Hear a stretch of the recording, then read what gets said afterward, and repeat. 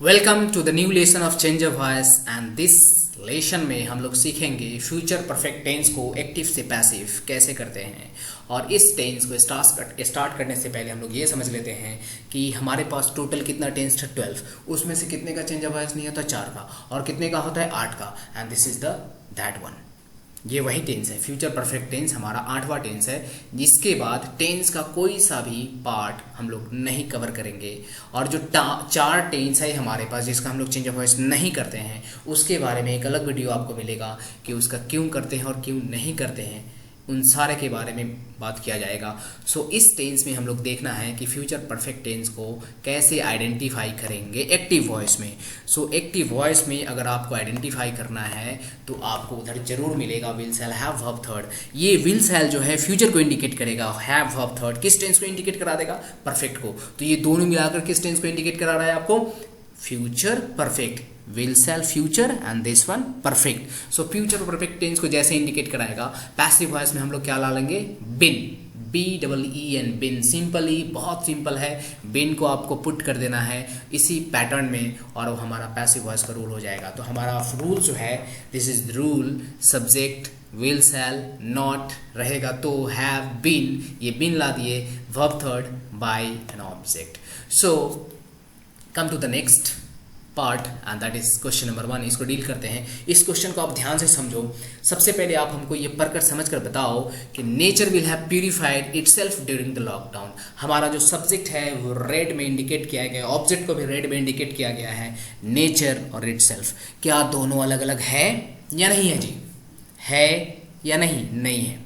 क्यों नहीं है, क्योंकि यहाँ कह रहा है क्वेश्चन में nature will have purified itself, nature ने खुद को प्यूरिफाइड कर लेगा ड्यूरिंग लॉकडाउन, लॉकडाउन में वो खुद को कर चुका होगा।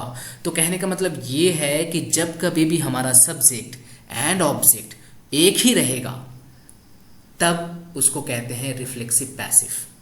रिफ्लेक्सिव पैसिव के ऊपर आपको अलग से एक वीडियो मिलेगा, लेकिन ये जब क्वेश्चन आ गया है तो हम लोग इसको ध्यान से समझते हैं कि जब कभी भी हमारा सब्जेक्ट एंड ऑब्जेक्ट एक ही होगा तो हमारा सब्जेक्ट जो पैसिव वॉइस का होगा वो जो हमारा एक्टिव वॉइस का सब्जेक्ट है वही होगा। क्यों, क्योंकि दोनों एक ही है। अगले जो पिछला एग्जाम्पल जितना सारा हम लोग लिए थे, जब कभी भी ये कोई काम करता था हमारा सब्जेक्ट तो वो किसी और के ऊपर इम्पैक्ट करता था, प्यूरिफाइड वो किसी और को कर देता था, लेकिन ये जो प्यूरिफाइड किया गया है वो खुद को किया गया है। ऐसे वाले में हमारा जो सब्जेक्ट होता है वही ऑब्जेक्ट होता है, इसलिए हम लोग नेचर लिए और सिंपली इन पैटर्न में बैठा देना है। सो विल शैल में से कोई एक आएगा, will have been purified during lockdown by what, nature. तो नेचर तो हम लोग ऑलरेडी ले लिए हैं तो नेचर नहीं ले सकते हैं। यहाँ पर इटसेल्फ अगर आपको लेना है तो ले सकते हो, अदरवाइज नहीं भी लेने की जरूरत है, नहीं भी लोगे तब भी सही है। So the answer would be what, nature will have been purified during lockdown, और बाय इटसेल्फ आप इंक्लूड कर सकते हो, अदरवाइज नहीं कर सकते हो। नेक्स्ट एग्जाम्पल हमारे पास है, shall they have defeated the enemy. इस क्वेश्चन में हमारे पास सब्जेक्ट है दे एंड एनिमी हमारा क्या है, ऑब्जेक्ट है। तो इंटरचेंज हो जाएगा ऑब्जेक्ट सब्जेक्ट, तो हम लोग का जो विल आएगा किसके ऊपर डिपेंड है जी, एनिमी के ऊपर। So will the enemy have been defeated by them. ठीक है जी, this is the answer of question number 2। आते हैं नेक्स्ट वन में। नेक्स्ट वन हमारा है, when will he have delivered a lecture.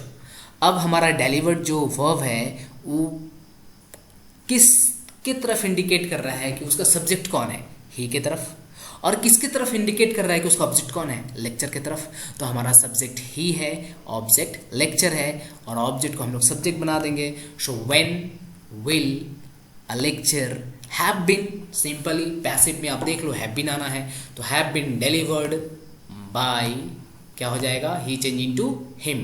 इसमें हम लोग हैव को नहीं लेते हैं, यहाँ पर हैव कभी भी मत आप लेना, हैव सिर्फ हैव को लेते हैं, सॉरी हैज़ को नहीं लेते, HAS हैज़ को नहीं लेते हैं। यहाँ सिर्फ और सिर्फ एक पार्ट आता है, दैट इज हैव।